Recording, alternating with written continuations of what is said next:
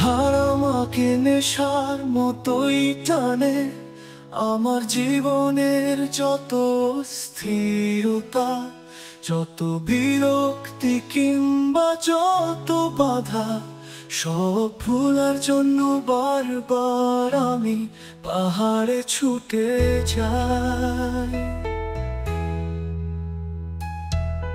পাহাড়ের মাঝে ঝরনার বসবাস,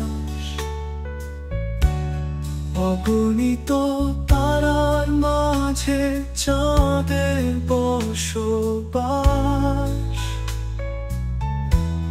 মানুষের দেহের মাঝে আত্মার বসবাস।